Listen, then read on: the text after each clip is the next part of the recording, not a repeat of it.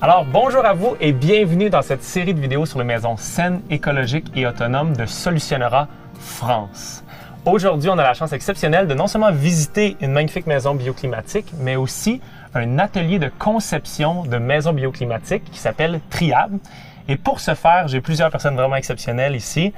La première, c'est Goulven Bazir, qui, vous l'avez sûrement vu dans d'autres vidéos, est très impliqué dans Solutionnera depuis un bon moment maintenant et qui est vraiment le pilier pour la France, justement, parce que moi, je voulais qu'on ait le plus gros impact possible, mais je connaissais très peu la France. Goulven est un expert du bâtiment depuis très longtemps et en France. Comment? Depuis une dizaine d'années. Depuis une dizaine d'années. Et donc, c'était vraiment la personne idéale pour nous aider à organiser ces visites-là, puis tranquillement faire le transfert vers la France. Alors, merci Goulven d'être là. On a aussi Pierre qui est là, qui Bonjour. Bonjour Pierre. Premièrement, l'heureux propriétaire de la maison que vous voyez derrière, donc très chanceux de vivre ici, et aussi le cofondateur de Triab, donc l'atelier de design. Et on a aussi Bruno avec nous, qui est premièrement un professeur du certificat en design de bâtiments écologiques et le cofondateur de Triab, donc avec Pierre pour l'atelier de conception. Dans quelques minutes, on va aller faire la visite de la maison qui va être vraiment exceptionnelle. Entre autres, on va parler de design bioclimatique, on va parler de chauffage thermique, géothermie, plusieurs concepts vraiment intéressants. Mais juste avant, Pierre, j'aimerais vraiment savoir pourquoi avoir choisi de faire une maison comme ça, une maison bioclimatique, une maison saine. Alors, l'architecture bioclimatique a toujours été pour moi donc source de grande passion, puisque donc j'ai commencé la démarche en 1983 avec Bruno d'ailleurs, puisqu'on on a réalisé notre première maison bioclimatique en 83. Okay. Voilà, et après on a continué, disons, la démarche qui s'est plutôt axée dans les années suivantes sur les matériaux. Donc la prise en compte du matériau sain est devenue prépondérante. Donc on a fait plutôt une approche matériaux. Okay. Donc on a fait l'occasion de découvrir plein de matériaux. Et puis après est arrivé mon tour où ma maison devait être construite. Et ben je me suis dit allons-y pour de bon, faisons un vrai projet bioclimatique et à fond. Ouais. Donc cette maison a été construite en 2000. OK, voilà. 2000, ouais, OK, parfait, super. Et puis dans le fond, l'objectif dès le départ, c'est d'avoir votre maison. Est-ce que vous avez décidé tout de suite de faire aussi un atelier adjacent? Parce que ça, il y a un atelier adjacent pour Triab ou non? Alors, oui, tout à fait. Donc, okay. L'idée, c'était bien sûr d'adjoindre tout de suite derrière la maison donc nos bureaux. Voilà. Donc, on avait ce faisant, donc on avait une belle vitrine à montrer à nos clients. Oui. Et puis, c'est toujours très très utile pour nos clients qui viennent avec une démarche bioclimatique à 90%, ouais. D'avoir devant nous donc une véritable et voilà donc un projet concret où on peut bien expliquer la dynamique et les 4 points les plus importants à respecter pour avoir une bonne maison bioclimatique, quoi. Cool. Efficace. Et donc, moi, la dernière question avant qu'on rentre à l'intérieur, justement, puis qu'on commence vraiment à les visiter, j'aimerais savoir, qu'est-ce qu'on peut voir d'ici même qui nous parle de ce qu'on vient de parler jusqu'à présent, tu sais, design bioclimatique. C'est quoi les indices quand on voit la maison qui nous démontrent ça? Donc, le premier indice que je vous avais apporté, c'est l'exposition. Voilà. Oui. Alors donc, ça c'est intéressant parce que cette maison est exposée sud-sud-est. OK. C'était une façon d'attraper le plus vite possible le soleil le matin. OK. Et donc, d'avoir ainsi le soleil qui rentre dans la chambre des enfants le plus tôt possible. Ouais. Donc ça déjà, là on le voit bien, maison sud-sud-est. Et la maison en fait elle est construite, on ne voit pas trop la vue de face, mais elle est en 3 facettes. OK. D'accord. Ah oui, donc OK. La première facette est sud-sud-est, un petit peu. Et la dernière facette là-bas elle est complètement sud. OK. Voilà, donc elle suit la course solaire. OK. Donc ça c'est c'est ce fameux premier point du positionnement de la maison, de l'orientation, très important, ouais. Stratégique. Le deuxième point, la bonne isolation, on ne le voit pas trop ici, mais ouais. La maison est assez bien isolée. Ouais. Bien qu'en 2000, les contraintes d'isolation n'étaient pas terribles, alors que maintenant elles sont 3 ou 4 fois supérieures. OK.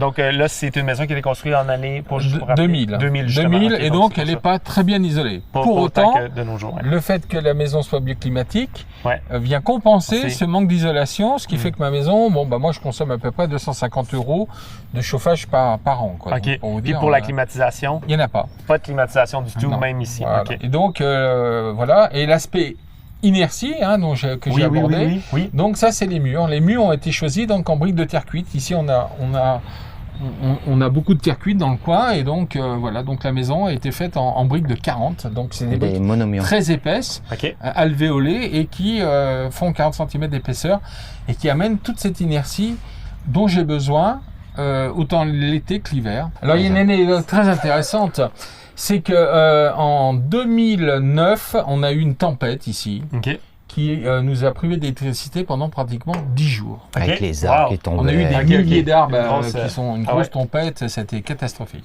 OK. En plein hiver, OK. avec les enfants au milieu et tout.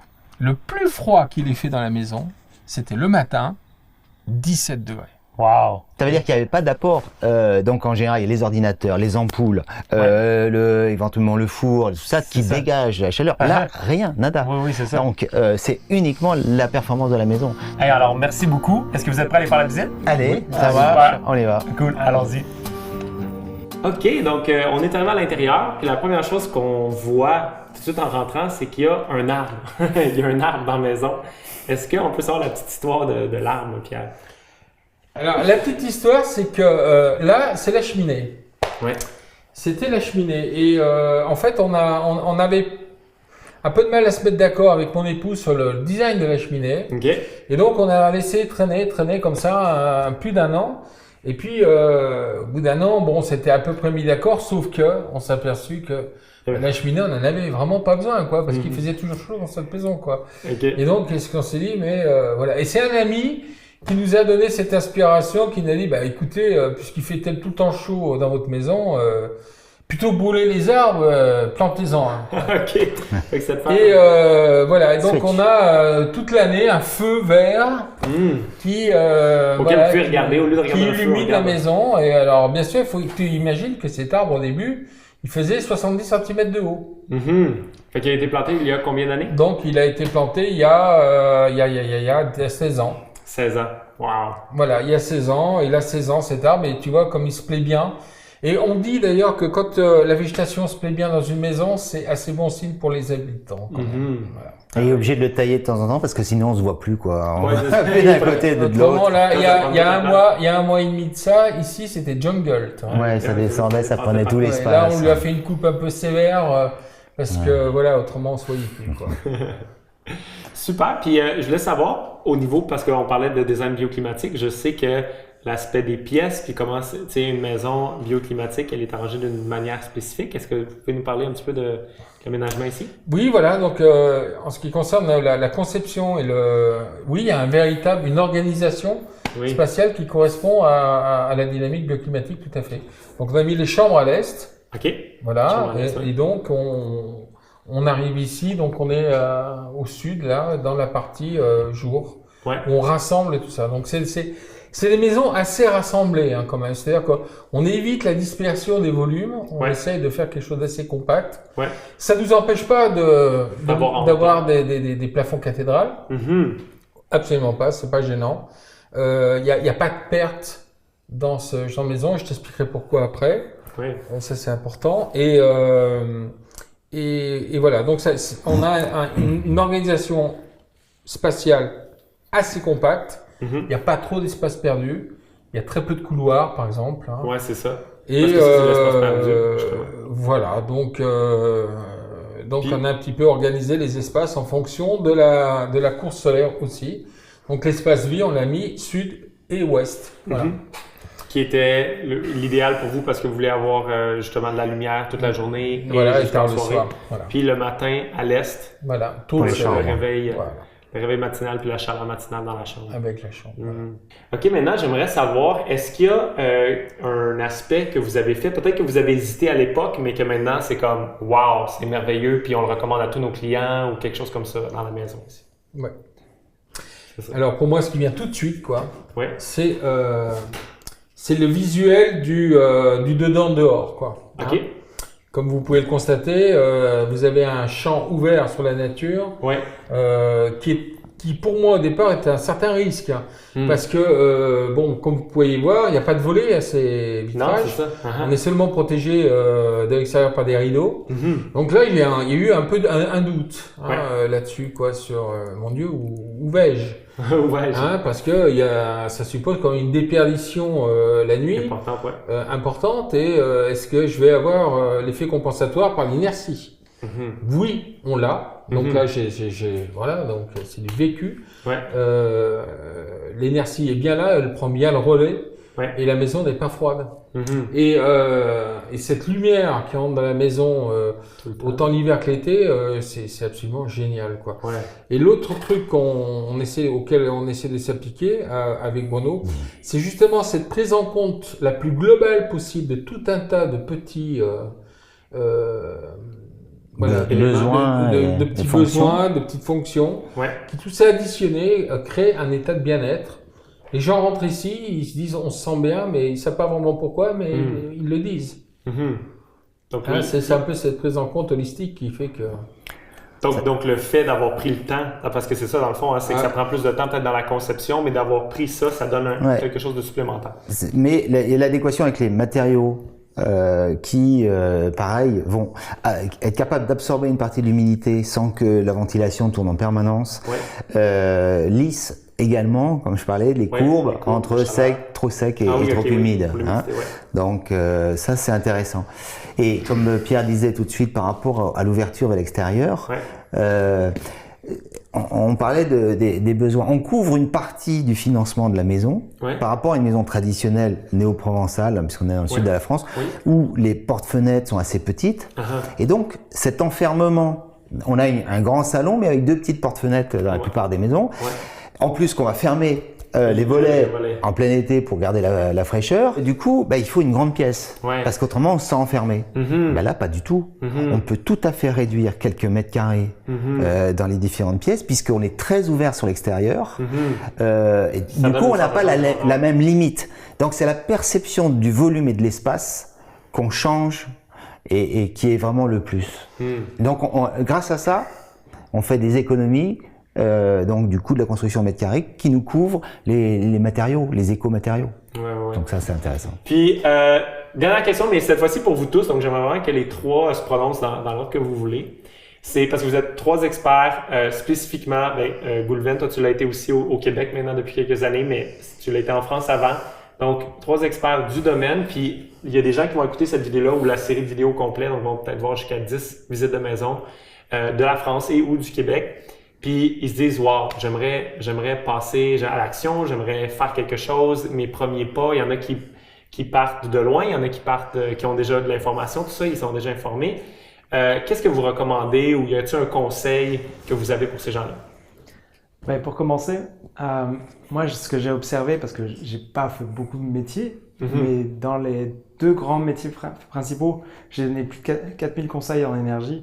Et j'ai été 2 ans à accompagner des projets dans mon bureau d'études. Juste pour savoir, conseil en énergie, ça veut dire, juste pour que les gens comprennent bien ce que conseil en énergie, tu viens avec n'importe quel type de question en lien avec ton énergie, dans ta maison, dans ta voiture, même par rapport à l'énergie grise des vêtements, de l'alimentation, j'étais capable. J'avais la ressource, j'avais vraiment assez de ressources pour être capable de répondre à tous ces types de questions-là. Et ce qui était vraiment intéressant, c'est que je me suis rendu compte à quel point les gens manquaient d'informations, ou ils avaient des informations, mais elles étaient non reliées avec quelque chose qui était en rapport avec leur mode de vie. Et pour le remettre dans le contexte, c'est là où moi j'ai identifié un véritable besoin d'éducation, et c'est pour ça qu'aujourd'hui je travaille avec vous et avec Solutionnera pour pouvoir amener toutes ces informations, les amener de fil en aiguille à se dire ok, moi je rentre là, je rentre ici, tac, ça devient cohérent et j'aboutis à mon projet qui me correspond parce que j'y mets de la valeur, j'y mets des détails techniques, j'y mets des bonnes personnes et je sais comment m'y prendre. Donc c'est pour ça qu'aujourd'hui le conseil à retenir, c'est que il faut s'éduquer parce que c'est aller chercher la bonne information, l'orchestrer. Et derrière, on a ce petit truc magique dont vous parlez tout à l'heure. Il aborde ce sujet et je vais conclure moi avec justement cet aspect de ce que je conseillerais moi au client dans la mesure du possible, c'est l'autoconstruction. Parce que ce que je t'ai pas dit, c'est que cette maison, je l'ai autoconstruite. C'est-à-dire que j'ai arrêté de bosser pendant 1 an et j'ai embauché quand même quelques professionnels avec moi pour m'assister. Beaucoup de stagiaires. C'était un chantier participatif dont la rambarde, là-haut, tout tremble. La belle rambarde en arrondi, c'est le travail de Goulven avec moi, mais je l'avais accompagné et c'est lui qui m'a permis de faire cette belle rambarde arrondie là. Donc génial, donc un moment extraordinaire, un véritable partage extraordinaire et vraiment je peux te dire que cette année 2000 a été une année extraordinaire. J'en garde un souvenir magnifique. Donc tout ça pour dire qu'on encourage, nous, dans la meilleure, quand c'est possible, quand la personne a une disponibilité possible, même si elle s'y connaît pas, donc elle se fait entourer par un professionnel, elle l'assiste, le travail d'assistanat est énorme, hein, parce que cela permet aux professionnels de faire que le métier pour lequel il est censé être payé. Moi je déchargeais le maximum mes maçons des travails que n'importe qui aurait pu faire. Porter un seau, mélanger du sable du ciment, faire les courses, nettoyer le chantier le soir.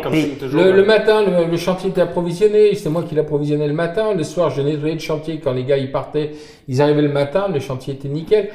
La bonne bouffe, c'est moi qui leur faisais. Quand ils travaillent, ça fait du meilleur travail. Voilà. Mais tout ça, c'est énorme hein, pour les travailleurs, et donc on a mené ce chantier c'était exceptionnel, quoi. Une très très belle expérience. Ça devient une aventure. Ça devient une aventure, une belle expérience, puis en même temps... Avec beaucoup d'humanité, hein, donc c'était aussi pas que de la technologie et du professionnalisme, c'était aussi de l'humanité, quoi. Hein, donc il y a eu un beau partage, quoi. OK, ben c'est super. Fait qu'on a vu l'extérieur, on a vu l'intérieur. Puis là, la dernière petite chose que j'aimerais vraiment aller voir, c'est aller voir vos bureaux comme tel lorsque vous recevez vos clients, puis tout ça, puis ce que vous faites. Est-ce que ça vous va qu'on aille voir vos bureaux? Impeccable, ouais. Ben voilà, tu vas découvrir notre matériothèque. Ah, excellent, parfait, j'ai très hâte. Allons-y. C'est juste à coller là. OK, super. Alors, nous voici maintenant sur la table à dessiner. Très haute technologie. Oui. Très haute technologie. Parce que c'est ça qui est le fun d'ailleurs dans tes designs. Tu utilises autant l'ordinateur pour faire du 3D et tout ça, mais aussi il y a un côté très artistique que tu... On fait beaucoup d'allers-retours. Hein. La première étape avec Pierre, c'est donc souvent un plan, parce qu'on doit respecter beaucoup de contraintes de surface et tout. Ouais. Donc on appelle ça nos patates, hein. On met nos patates de surface. Et puis on essaye de les agencer, et en fonction de ça, après, on met ça un petit peu au propre. Okay. On peut soit sketcher tout de suite une édite, un petit croquis comme ça, juste à la main rapidement, à la main rapidement pour voir ce que ça donne. Voilà, on peut avoir un petit peu d'ombrage pour donner un petit coup de rendu, faire des essais vraiment très très rapides. Quand on sent qu'il y a un potentiel, là, on peut passer vite fait sur du 3D, donc SketchUp, je crois que vous utilisez pas mal ça. Oui. Et donc, voilà, mais vraiment que des blocs. Hein, et à partir de ces blocs, on peut tout de suite donner un peu d'ombrage, de rythme, de volume. Par exemple, ici, on a rajouté une serre, mais dans le sud là, c'est ça, mais sauf que on l'a pas mis devant parce que c'est trop chaud, donc ça apporterait trop de chaleur, on aurait du mal à le gérer. Ce qui fait que là on l'a mis sur le côté, d'autant plus que là ça nous a permis de tourner un peu la maison et d'avoir la serre plein sud.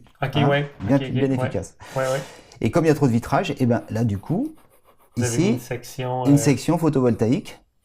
Sur la moitié de tir, ça sera un calcul qui sera à faire dans un deuxième temps.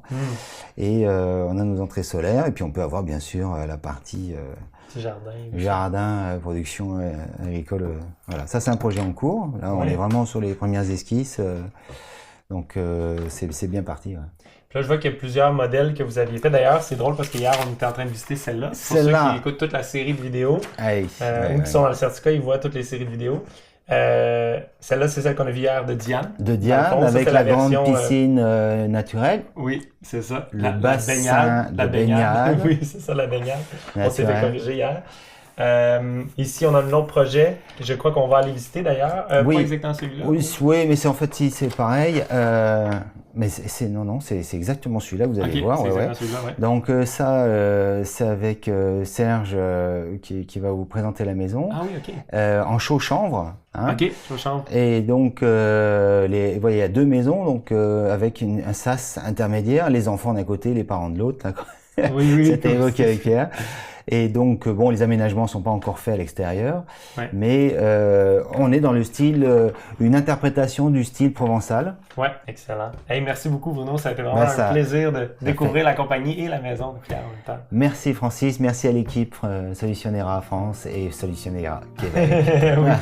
Qui sont en train de merger pour amener le meilleur de chacun. Voilà, c'est ça. Merci beaucoup.